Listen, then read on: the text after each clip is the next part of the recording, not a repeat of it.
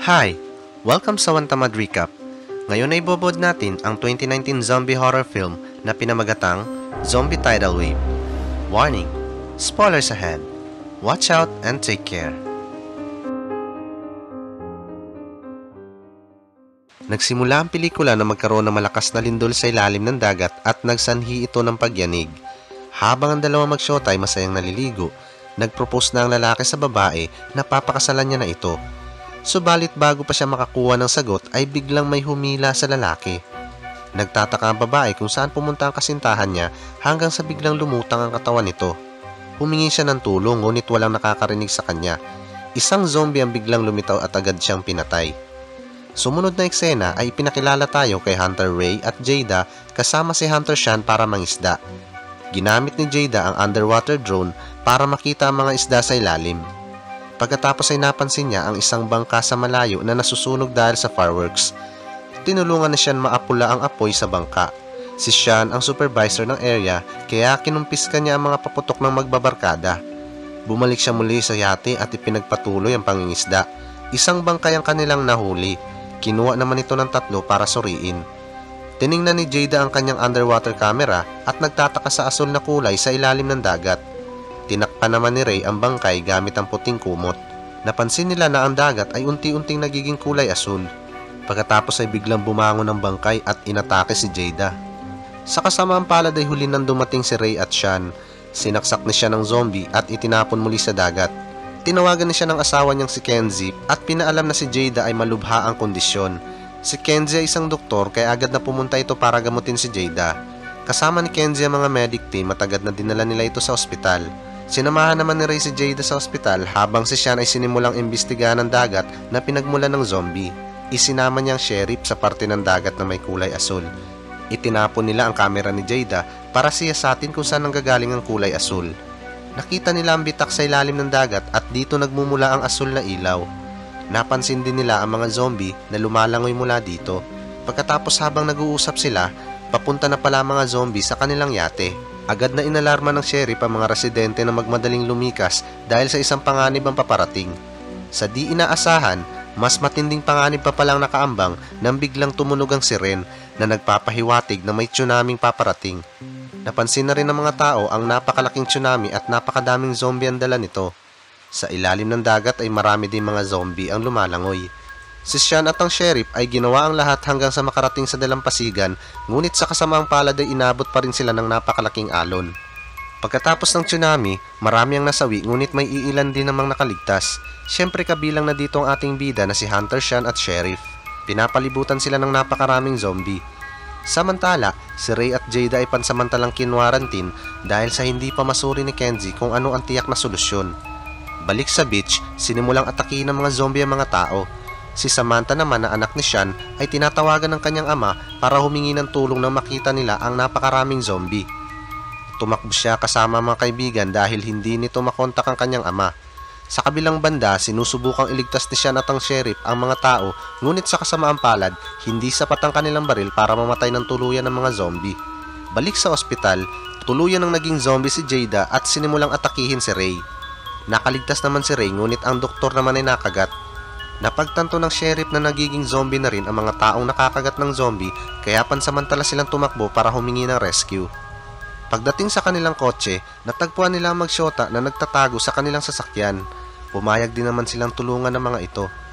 Balik sa ospital, pinuntahan muli ni Kenzie si Jada ngunit laking gulat niya na naging zombie na ito. Hinabol siya ng zombie si Jada at mabuti na lang ay agad siyang nailigtas ni Ray. Sinabi ni Kenzie na isa itong zombie virus ngunit nagtataka si Ray na ang zombie ay nanggaling sa dagat at paano sila naging zombie sa dagat. Nakarating na ang dalawa sa istasyon ng pulis at isang hukbo ng mga zombie ang papunta na sa syudad. Ang lalaking si Blaine ay hinahabol ng zombie subalit itinapon nito ang kanyang girlfriend sa mga zombie para iligtas ang sarili. Pagpasok sa loob, inagaw ni Blaine ang pistol ng pulis at nagbantang babarilin ito. Tinuluyan niya nga ito at mabuti na lang ay pinatumba siya ni Sean. Pagkatapos ay tinali nila si Blaine. Si Sam at mga kaibigan niya ay tumatakas sa grupo ng mga zombie at nakarating sila sa isang supermarket. Sa kasamaang palad ay puno din ng mga zombie ang lugar kaya palihim silang pumasok. Isa sa kasama nila ay natapilok ng pagkagunggong naman masyado nito. Kalaunan na inabutan sila ng mga zombie. Nilabanan naman nila ito subalit dahil sa sobrang dami, kinailangan nilang tumakbo kaya naghiwa-hiwalay muna sila ng landas.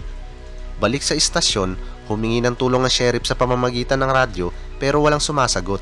Samantala, si Sean naman ay nagsasaliksik patungkol sa kulay asul na nasa ilalim ng dagat at mayroon naman silang nadiskubre subalit hindi pa nila ito matiyak. Ngayon ay nagpasya muna silang lisanin ng lugar at naghanda ng mga armas. Iniwan nila si Blaine sa loob. Lumabas na sila at hinarap ang mga zombie. Gumamit si Sean ng boga at pinasabugan ng mga zombie sabay sabi ng Happy New Year. Pagkatapos ay nagmadali na silang umalis, nakita nila ang isang zombie sa daan at sinagasaan nila ito. Sa kabilang banda ay nagpatuloy si Sam at kaibigan niya tumakbo at nakita nila ang van ng kasamahan nilang drummer. Walang kaalam-alam ang tukmol na ito at nagbida-bida para labanan mga zombie kaya sa uli ay nakagatuloy siya. Ang anak naman ng sheriff ay tumakbo sa kagubatan at natagpuan ng isang malaking mansyon. Nagtanong ang may-ari ng mansyon sa kanya kung siya ba ay infected. Sagot niya naman ay hindi kaya pinapasok din siya. Pagpasok niya ay sinalubong siya ng lalaking nagngangalang Marty. Pinahiram siya ng telepono para tawagan ng kanyang ama. Balik sa istasyon, nagawa ni Blaine pakawalan ng sarili at naghandang tumakas. Ngunit nasa lubong niya ang girlfriend na trinaydor niya na naging zombie kaya naman nagkaroon sila ng mainit na komprontasyon. Balik kina Sam, sinusubukan ng mga ito paandarin ang sasakyan ngunit bigo silang mapaandar ito kaya natrap sila sa van na napapalibutan ng mga zombie. Isa pa dito, mayroon ding pilay ang lalaki dahil sa kanyang katangahan kaya nagpasya na lang itong isakripisyo ang sarili at umakyat siya sa taas ng van. Tumugtog muna siya ng ukulele para aliwin ng mga zombie. Pero ayaw ng mga zombie sa tugtog niya. Sa parehong sandali ay dumating na rin sina Sean. Nang makita ni Sam ang tatay niya ay agad itong tumakbo. Sinusubukan ng sheriff iligtas ang lalaki ngunit isang zombie ang biglang umatake dito. Pagkatapos ay nagpatuloy sila patungo sa ospital para kunin si Ray at Kenzie. Pagdating nila ay agad nila silang hinanap. Tinawagan ni Sam ang kanyang ina habang si Sean at ang sheriff ay nakikipagsapalaran sa mga zombie na nasa loob. Kumuha si Sean ng electric wires para patayin ng mga zombie. Kalaunan ay nahanap na ni Sam ang kanyang ina at niyakap ito. Pagkatapos ay nagmadali silang bumalik sa sasakyan. Pumunta sila sa bahay ni Marty at nakasama na ni Sheriff ang kanyang anak. Pumasok na sila sa loob ng bahay at ginamit ni Sheriff ang radyo para tumawag sa mga pulis. Lingid sa kanilang kaalaman, mayroon palang zombie sa basement na pinag-e-eksperimentuhan. Nakawala ito at nagsimulang sumigaw. Sinuri ito ni Sheriff na mag-isa. Ilang sandali, inatake siya ng zombie at nakagat sa kamay. Pagkatapos ay umakyat ang zombie at inatake naman ito si Kenzie. Mabuti na lang ay dumating agad si Marty at pinatay ang zombie gamit ang kuryente. Inihayag niya na ang tanging makakapatay lang sa mga zombie ay kuryente dahil sila ay mga water zombie. Sa puntong ito, plinano nilang akitin ang mga zombie papunta sa tubig at sabay-sabay itong kuryentehin at pasabugin din ng C4 ang bitak na kulay asul sa ilalim ng dagat. Nag-umpisa nang makapasok ang mga zombie sa loob ng mansyon. Kinonekta ni siya ng taser sa kanyang machete at lumabas ito para harapin ang mga zombie. Ngunit sa kasamang palad ay hindi gumagana ang taser. Sinundan siya ni Kenzie at pinaandar nito ang wood chipper. Pagkatapos ay isa-isa nilang nilagay ang mga zombie sa wood chipper para magkapira-piraso ang mga katawan nito. Pagkatapos nilang maubos ang mga zombie, lumabas sila at inihanda ang lahat ng mga kakailanganin para patayin lahat ng zombie. Sa kasamang palad ay hindi maganda ang pakiramdam ng sheriff. Unti-unti nang umiepekto ang kagat sa kanyang kamay at malapit na siyang mag-transform bilang zombie. Bago pa ito mangyari, nakiusap siya kay Sean na iligtas ang bayan at huwag nang gumawa pa muli ng parehong pagkakamali. Nagtataka naman si Sean kung ano ang ibig nitong iparating, kaya sa mga sandaling ito ay inihayag na ni sheriff ang katotohanan. 30 taon na nakakalipas, isang pharmaceutical company ay palihim na inieksperimentohan ng mga tao. Binabayaran nila ito ng malaking halaga para sa eksperimentong ito. Ngunit hindi nagtagal, ang eksperimentong ito ay nabigo dahil sa nagkamaling substance na ginamit at nagdulot ito ng pagdusa ng mga tao. Para pagtakpan ng insidente, nagpasya ang kumpanya na ikulong ang mga tao sa isang ship at inulubog sa dagat. Kinumpirma din ni Kenzie ang katotohanan tungkol sa bagay na ito. Habang nag-uusap, lumitaw ang mga zombie at sinimulang atakihin sila. Tumakas sila habang nilalabanan ni Sean ang mga zombie. Unti-unting lumalala ang pakiramdam ng sheriff kaya itinabi muna siya ng kanyang anak at binigyan ito ng granada. Bago pa tuluyang maging zombie ang sheriff, tinapon nito ang granada para pasabugin ang sarili kasama ang lahat ng mga zombie. Pagkatapos ay sinimulan na nila ang kanilang plano at hinati sa dalawang kanilang grupo. Magkakasama si Ray, Marty at Tahana. Sila ang nakatoka ng pasabugin ng bitak sa ilalim ng dagat. Samantala si Sean, kasama ang anak at asawa ay nakatoka para akitin ang mga zombie sa tubig. Pumunta sila sa fish pond at naglagay ng mga malalaking kable ng kuryente. Sumakay si Sean sa motor at pinatugtog ang sound system para maakit ang mga zombie.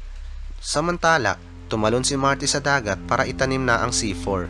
Ngunit sa kasamaang palad ay napalibutan siya ng mga zombie at pinatay. Balik kay Sean, nabaon naman ang gulong nito sa buhangin at inatake siya ng tinatawag na alpha zombie. Tinulak ni Kenzie ang motor at dinala ito sa fish pond.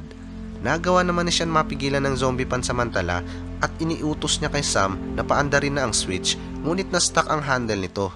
Ang kabilang grupo naman ay nag-aalala na dahil napapalibutan na ng mga zombie ang kanilang yate.